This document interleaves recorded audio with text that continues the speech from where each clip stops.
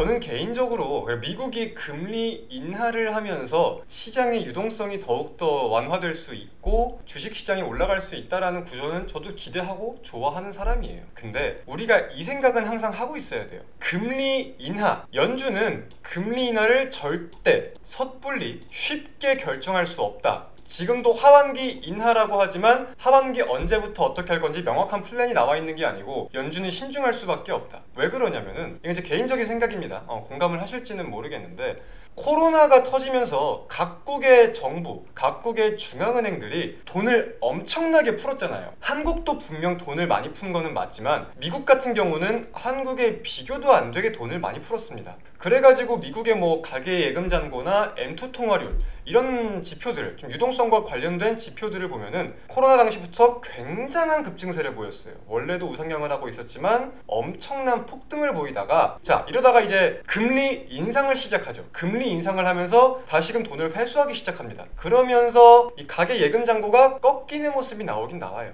하지만 많지는 않다. 이미 시장에 유동성을 분명하게 공급을 했기 때문에 어떤 엄청난 금리를 20% 인상을 시키는 게 아닌 이상은 예전으로 돌아갈 수가 없어요. 그래서 지금 시장의 유동성이 줄어들고 있고 가계예금 잔고가 줄어들고 있다고 하더라도 절대 코로나 이전으로 돌아갈 수는 없다는 겁니다. 근데 그러한 와중에 우리가 봐야 되는 게 뭐냐? 금리를 인하하면은 수혜를 볼 수 있는 자산이 뭐가 있어요? 주식도 주식이지만 금리를 인하하면은 대표적으로 부동산이 올라가죠. 부동산에 대한 매수 심리가 굉장히 많이 몰리잖아요.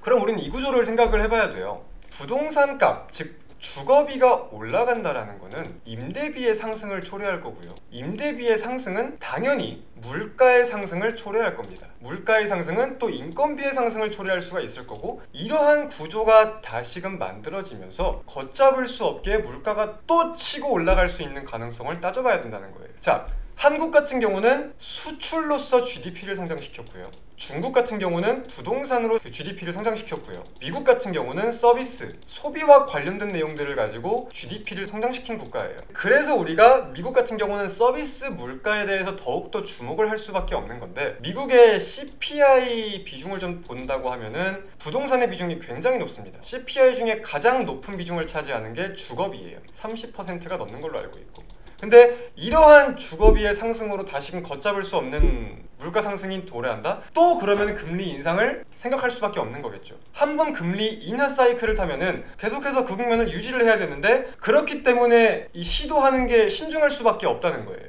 연준이 이제 인플레이션 목표치 2%에 대해서 굉장히 확고한 모습을 보이고 있고 절대 바꾸려는 의지 자체를 안 보이고 있잖아요.